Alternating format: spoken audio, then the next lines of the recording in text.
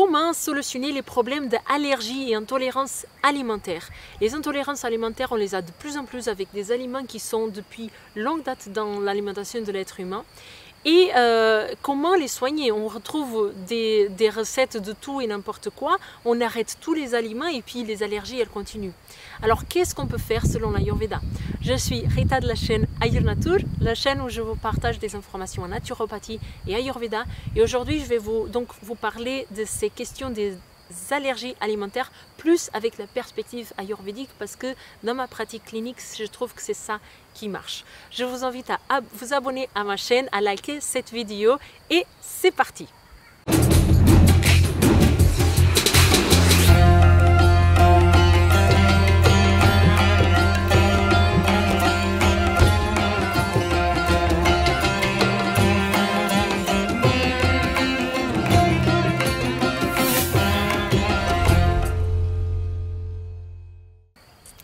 Alors, les allergies alimentaires, selon l'Ayurveda, c'est un problème dû à ama. Okay? Ama, c'est la nourriture non digérée, pour ceux qui ne savent pas encore, pour ceux qui ne connaissent pas encore la chaîne. Okay? Donc, c'est ce qu'en naturopathie, on va parler de toxines. Mais c'est des toxines qui sont très spécifiques, ce n'est pas n'importe quelle toxine. Ce n'est pas l'intoxication en métaux lourds que va vous donner un problème d'allergie ou d'intolérance alimentaire, en tout cas selon l'Ayurveda. Okay? C'est des toxines qui sont très spécifiques et c'est de l'alimentation que vous ne digérez pas. Okay? Donc, qu'est-ce qu'il faut faire déjà de base? C'est un peu ce que je partage dans presque toutes les vidéos, c'est manger à sa faim, manger quand on a faim et manger à sa faim. Manger des repas qui ne sont pas trop rapprochés, okay, pour avoir le temps de digérer. Okay? À côté de ça, si ama est déjà présent, c'est conseillé de faire un régime anti-ama pendant un certain temps. Okay? Les régimes anti-ama, c'est quoi? C'est un régime où on va permettre au corps de se nettoyer. Okay, donc en naturopathie, on a beaucoup ces techniques comme le jeûne, la monodiète, qui sont aussi utilisées en Ayurveda. Mais en naturopathie, on ne va pas tellement les adapter à chaque personne. Donc pour tout ce qui est jeûne, je vous invite à regarder les vidéos que j'ai fait. J'ai fait vraiment des vidéos pour jeûne pour Vata, jeûne pour Pitta, jeûne pour Kapha. Et il y a une playlist qui s'appelle le jeûne et l'Ayurveda, je crois, ou quelque chose comme ça. Donc vous pouvez aller regarder pour savoir si déjà cette technique de jeûne ou de monodiète est adaptée à vous ou pas. Okay? Donc ce n'est pas dans tous les cas qu'on peut faire un jeûne parce que sinon les dégâts ils peuvent être encore plus difficiles. C'est-à-dire que par exemple un Vata qui fait un jeûne trop extrême, pour lui il va donc perdre son feu digestif. Si on n'a pas de feu digestif, on digère encore moins bien et on va accumuler encore plus d'ama. Donc encore plus d'allergies digestives, allergies alimentaires. Okay? Donc voilà. Ce que j'aimerais partager dans cette vidéo, ce n'est pas tellement les techniques de jeûne, parce qu'il y en a déjà 50 000 personnes qui parlent de ça. Donc si vous voulez faire du jeûne, je vous recommande vraiment à adapter à vos capacités à vous. Mais aujourd'hui, je voudrais vous parler d'un régime qui est anti-ama, qui est plus simple. C'est-à-dire que pendant une période qui, par exemple pour le Vata, il doit être de 2 semaines grand maximum, on va limiter beaucoup de produits. Okay? On va limiter déjà tout ce qui est produits industriels, qui ne devraient pas faire partie de notre alimentation, mais déjà on les abolit complètement. On arrête tout ce qui est produits laitiers, okay? Le lait, les fromages, les yaourts, le beurre, okay? Le ghee, que tous les ayurvédiques adorent. Pendant un régime anti-ama, il n'y a pas de ghee.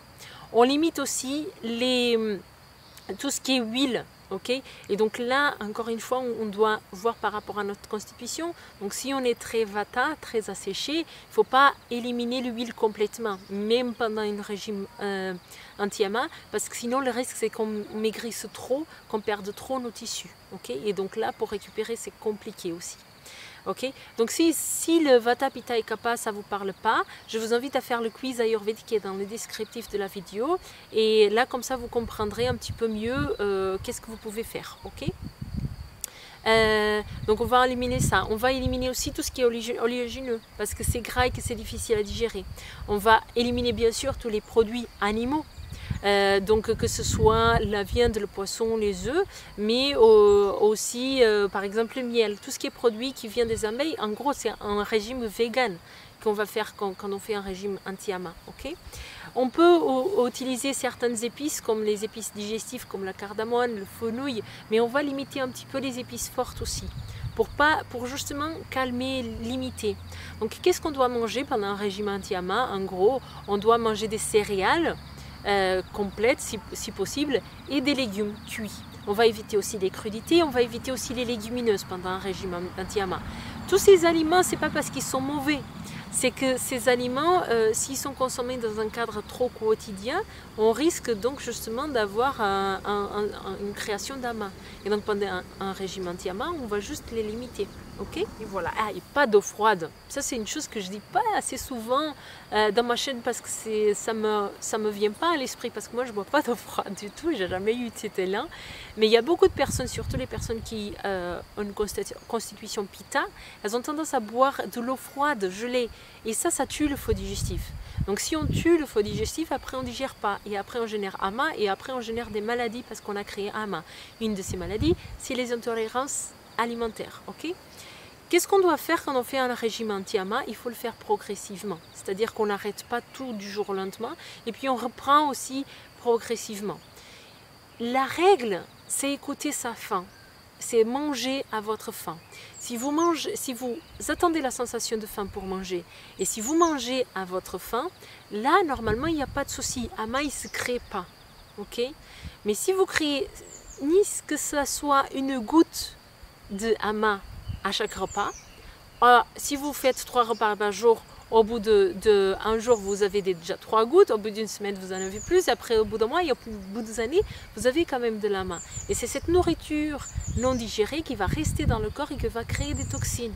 Okay? Et donc ces toxines, par la suite, ça peut faire des allergies alimentaires. Okay?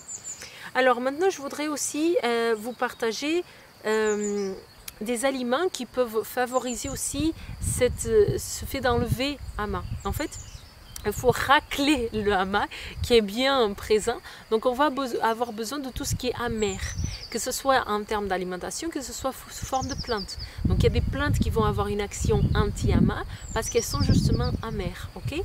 Donc je vais vous lire un petit peu, j'ai fait un petit peu une liste d'aliments qui sont conseillés. Donc tout ce qui est la coriandre, le fenouil, ça c'est parce que c'est des épices qui vont aider la digestion.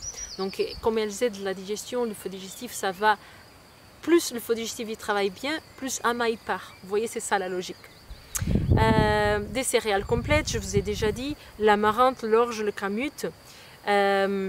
Surtout pour les personnes qui ont des allergies au blé, donc il va falloir éviter le blé proprement dit. Et après, sous forme de plante, les pissenlits, il est super parce qu'il est très amer et parce qu'il va agir sur le foie, sur la vésicule biliaire. Donc ça, c'est plus la compréhension en naturopathie.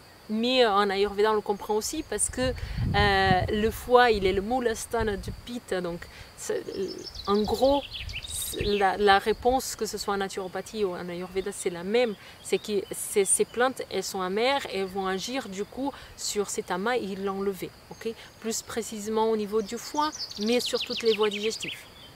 Le curcuma et la gentiane. La gentiane, c'est une plante qui est aussi assez amère et que du coup vous pouvez prendre par exemple sous forme de complément alimentaire et ça va vous aider aussi dans un régime anti-amas.